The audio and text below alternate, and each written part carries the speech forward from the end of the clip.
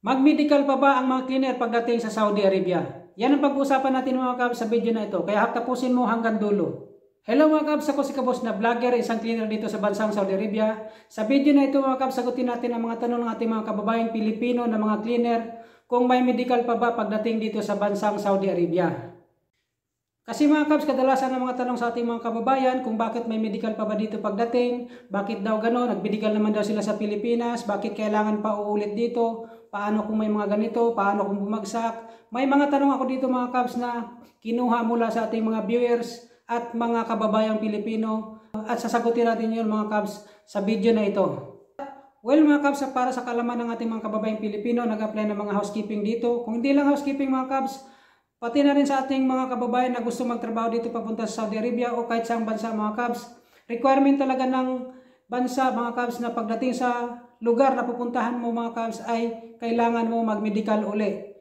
Bakit ka mo mag-medical uli mga kabs pagdating sa bansang pupuntahan mo? Dahil kung may sakit ang isang tao o galing sa Pilipinas at pupunta sa ibang bansa mga kabs, hindi magkaroon ng problema mga kabs pagdating sa bansang pinupuntahan niya at maditika agad mga kabs ng bansa kung may problema man ang isang employee na galing sa Pilipinas mga kabs. At hindi lang yan mga kabs, pag-iwas na rin sa mga sakit na maaaring lumaganap o nadala mo sa ibang bansa. Yun ang purpose doon mga kabs.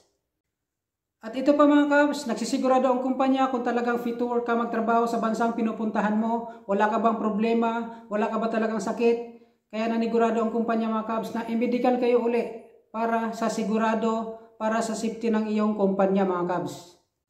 At hindi lang sa safety ng kumpanya mga kabs, pati na rin sa sarili mong kalusugan mga kabs.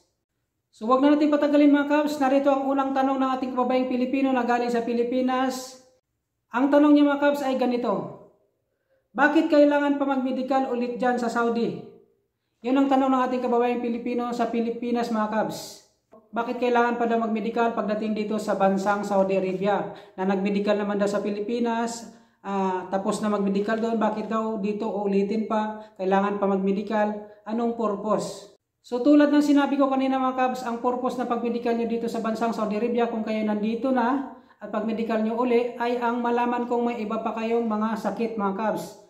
At pangalawa mga kabs, requirement talaga ng isang empleyado ay mag-medical talaga mga kabs bago magsalang sa trabaho. Bago mag-umpisa ng trabaho mga kabs, kailangan i-medical muna ang isang empleyado na galing sa ibang bansa. Kahit anong bansa galing mga kabs, kailangan mo talaga dito pagdating sa Saudi Arabia, mag-medical ka talaga mga kabs. Yun ang purpose dun mga kabs. Ito pa mga kabs, bakit pagdating dito sa bansang Saudi Arabia, kailangan mong mag-medical? Iniiwasan nila mga kabs, baka ibang medical sa Pilipinas or saan galing bansa ay ginawang piki lang para makaalis ang isang employee. Yun ang iniiwasan nila mga kabs. Kaya pagdating dito, kailangan mo ring mag-medical uli para malaman talaga kung fit to work ka ba talaga magtrabaho. Pangalawang tanong mga kabs, pareho po ba ang proseso ng medical nila sa Pilipinas?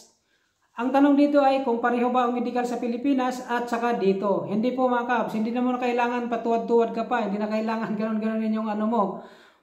Iba ang medical dito mga kabs, hindi sila masyadong mahigpit, kaunti lang ang ano nila sa iyo, kaunti lang mga i-check nila sa iyo. Ganun lang po, hindi gaya sa Pilipinas ang proseso mga kabs. Ibang proseso sa Pilipinas, mas mahigpit ang proseso sa medical sa Pilipinas mga kabs kaysa pagdating dito mga kabs. Pangatlong tanong ng ating mga kababayang Pilipino mga kabs ay, magbayad pa ba ako pag kami ay mag-medical dyan sa Saudi Arabia? So magbayad pa ba daw mga kabs pagdating dito sa Saudi Arabia kapag nag-medical? Ang sagot mga kabs ay hindi na. Sagot na po ng employer yun mga kabs. Sila na ang bahala sa inyo magpa-medical kahit ilan kayo. I-refer lang kayo doon, ihatid kayo sa sakyan at doon kayo mag-medical mga kabs. Siguro mga isang araw tapos na yung medical nyo mga kabs. Wala pa nga isang araw mga kabs, mga kalahating araw tapos na yung medical check-up nyo mga kabs. Pang-apat na tanong mga kabs, ano-ano naman ang chinecheck sa medical sa Saudi Arabia? Ano-ano daw ang mga chinecheck sa mga medical dito pagdating sa Saudi Arabia? Ang chinecheck dito kadalasan mga kabs sa base sa experience ko ay ihi, dugo, at saka dumi. Paminsan-minsan mga kabs, x-ray. Yan ang mga chinecheck dito mga kabs. Hindi na chinecheck yung mga mata, mga ngipin. Hindi na po yan mga kabs. Ang importante chinecheck nila dito, yun nga sinasabi ko sa inyo, ihi, dugo, dumi, at minsan x-ray po mga kabs. Yun ang chinecheck na yun ang mini-medical dito mga kabs. Panglimang tanong mga kabs, Kapag po ba bumagsak sa medical sa Saudi, pauwiin po ba? Kapag bumagsak daw sa medical, pauwiin po ba? Depende po yan mga kabs. Kapag talagang sobrang malala ang sakit nyo pagdating dito at talagang hindi kaya ng gamutan mga kabs, maaari kayong pauwiin ng kumpanya. Pero kung kaya naman ng gamutan mga kabs na mga 6 months, hindi kayo pauwiin ng kumpanya. Siyempre, sayang naman yung pagbigay ng visa ng kumpanya, pagbigay ng ticket ng kumpanya. Kailangan agapan na lang ng kumpanya at bigyan kayo ng gamot, magagamot kayo. Pero habang nagagamot kayo mga kabs, siyempre magtatrabaho kayo. So yan po mga kabs ang tanong ng ating mga kababaeng Pilipino sa Pilipinas tungkol sa medical. So ganun ang mga proseso sa pagmimedical mga kabs. Kapag mayroon kang malalang sakit, medyo pauwiin ka talaga. Pero kapag kaya naman ng gamutan, hindi ka pauwiin, mag-stay ka dito. Pero habang nagagamot ka mga kabs, magtatrabaho ka sa kumpanya.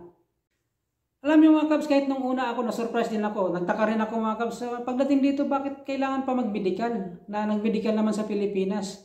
Tapos na ang medical lahat. Yun pala mga kabs, ang purpose talaga nun para maiwasan kung may dala kang sakit papunta dito. Maiwasan mga kabs ang paglaganap kung mayroon kang sakit na delikado mga kabs. Kaya ang purpose talaga, at isa pa mga kabs, bawat bansa talaga na pupunta dito sa bansang Saudi Arabia, kailangan talaga, requirement talaga mga kabs na mag-medical bago isa lang sa trabaho mga kabs. Ginawa ko po ang video na ito para sa ating mga kababayang Pilipino, hindi lang sa mga katulad kong cleaner, hindi lang sa mga katulad kong housekeeping, para rin sa ating mga kababayang Pilipino na malaman nila na pagdating dito sa bansang Saudi Arabia, mayroon pa talagang medical mga kabs. Kaya mga kabs, sa mga kababayan kong mga housekeeping na nag-apply papunta dito sa bansang Saudi Arabia, iwas-iwasan nyo muna ang sobrang inom, sobrang sigarilyo, iwas-iwasan nyo mga kabs. At saka mga kabs, advice ko nyo pag nag-medical kayo, kailangan nyo talaga kumain ng gulay, magagatas kayo, magpahinga muna sa mga bisyo mga kabs para pumasa kayo sa medical. 3 take ako sa hemoglobin mga kabs, hindi ako pumasa dahil sa puyat at hindi ko pagkakain ng mga gulay na masustansya mga kabs. Kaya nag-take ako sa hemoglobin, nag-ulit-ulit ako ng hemoglobin mga kabs, 3 beses. 3 beses din ako nagbabayad sa medical mga kabs. So para hindi na kayo paulit-ulit at gasto sa medical, kailangan ingatan nyo ang kalusugan nyo bago mag-medical, magpahinga, matulog na maaga, uminom ng mga vitamins at saka mga gatas-gatas mga kabs. Kasi alam naman natin mga kabs, pagdating sa Pilipinas, sa medical talaga kapag hindi ka fit to work mga kabs, hindi ka talaga makaalis papunta dito sa bansang Saudi Arabia o kahit sang bansa mga kabs kapag hindi ka pumasa sa medical. Kaya importante talaga maipasa ang medical mga kabs. At ito pa, advice ko sa ating mga kababayan na talagang dumaan kayo dapat sa legal na medical para hindi kayo mahirapan pagdating dito sa bansang Saudi Arabia. Halimbawa, di kayo dumaan sa mga legal na medical, inaano nyo lang, binabayaran nyo lang kung ano-ano. Pagdating sa Saudi Arabia mga kabs, problema pala kayo sa ibang sakit mga kabs.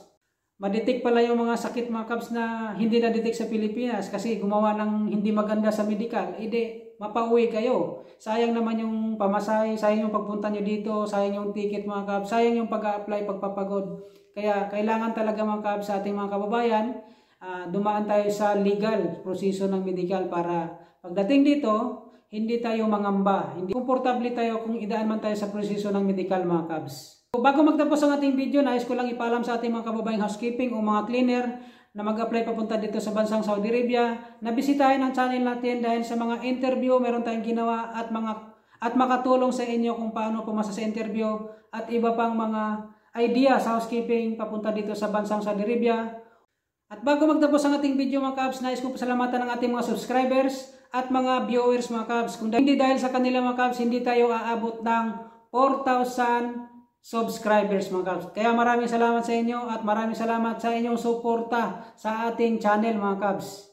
Bago magtapos ang ating video, inanyayahan kita na mag-subscribe sa aking channel para ma-notify ka sunod ng mga video na ating gagawin. Maraming salamat sa iyong panonood at suporta. Ako si Kaboss na Vlogger. Thank you very much for watching.